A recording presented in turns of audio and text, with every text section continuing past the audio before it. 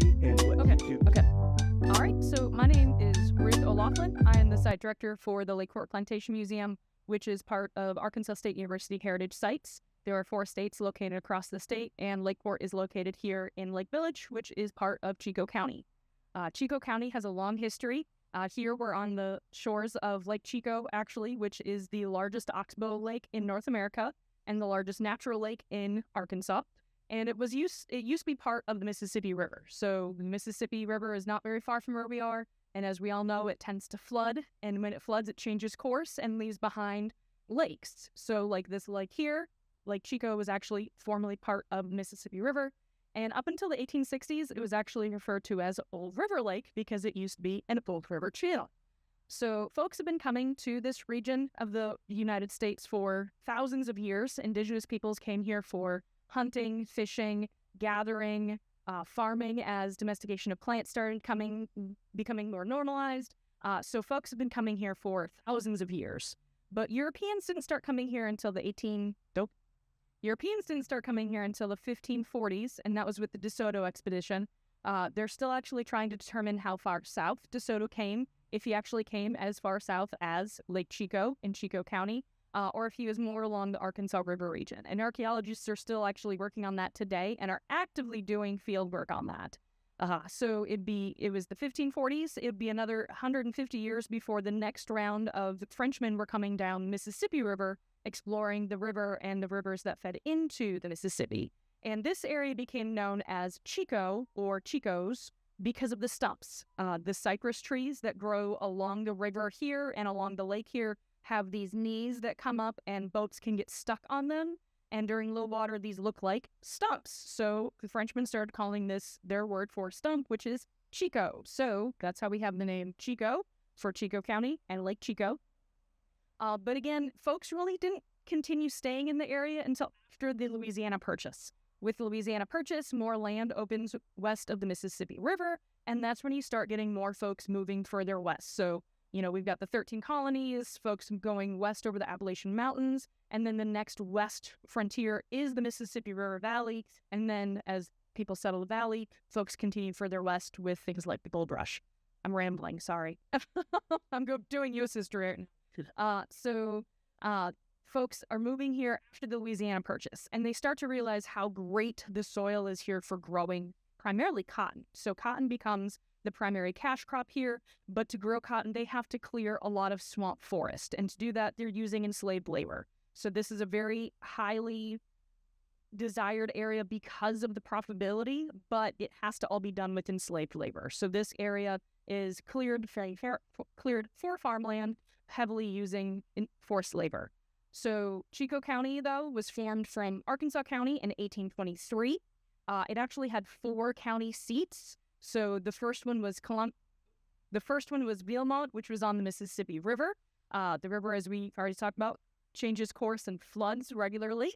So Columbia was built on the river and had to be changed to... So Villemont was built on the river, and they had to change it to Columbia, which was further north and was also on the river and had the same problems with flooding and the changing river.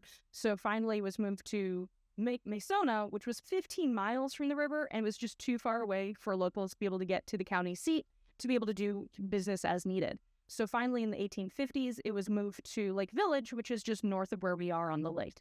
It provided easy access to the lake, which then provided easy access to the Mississippi River, so folks were able to get into town and do what they needed for land claims and so forth.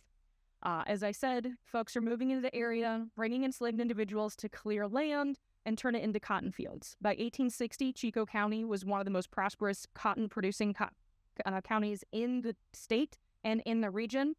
There were 9,432 individuals living in the county, but 7,512 of those people were enslaved individuals.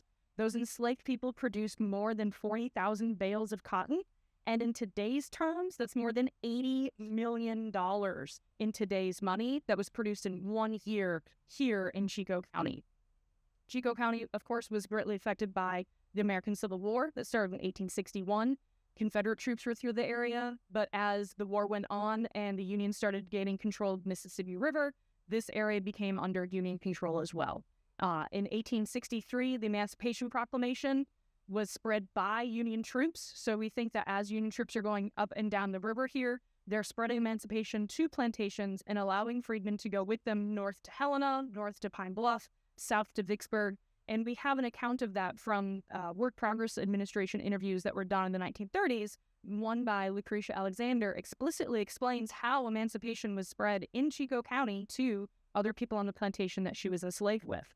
So we have Union troops coming through the area. We have the attempt of Reconstruction going on. We have a Freedmen Bureau agent that's here. We have Freedmen Bureau agents office here, and we have several agents that are coming through the area trying to ensure that freedmen are given the same possibility as other whites in the area. Unfortunately, Reconstruction fails, and sharecropping becomes the primary form of agriculture and continues that way until after World War II, really. So sharecropping, though, affected both formerly enslaved individuals and white folks moving into the area. So you have this dynamic starting of very rich landowners sharecropping out their property to anybody that's moving to the area. Farming continues to be the primary way of life here until turn of the century, when folks start realizing how beautiful this lake is and how many hunting opportunities and fishing opportunities there are. And they start to realize that they can bring folks in. And with the railroad coming, that is a major factor. So with the railroad coming, more folks are able to come to have recreation time. They come and stay on the lake. And because of that, Lake Chicot becomes more of a tourist destination as well as an agricultural community. So you've got a railroad coming to Lake Village. You've got a railroad going to the northern part of the county in Dermont. That railroad was from the Mississippi River to Dermont, and that's the northern part of the county. And then Eudora actually is the third city that's incorporated in Lake Village. And the name Eudora actually comes from the railroad depot. The community was originally called County. It's high ground. It was actually a Red Cross relief center during the 1927 flood. And it's the high road, or it's the high ground there. And the train, when they came in, they put a depot there and called it Eudora. Well, the city hadn't incorporated yet, and they decided to stick with the train depot name to prevent confusion and ensure the railroad did, in fact, come to the correct Eudora community. And that's why Eudora is called Eudora and not Cardinal, even though the original community name was Cardinal. So you've got trains moving product, you've got trains moving people through the area, and things are going pretty well until the 1920s hit. We had a pretty significant flood in 22, and then, of course, the Great Flood of 1927, which was one of the worst floods that hit this entire region.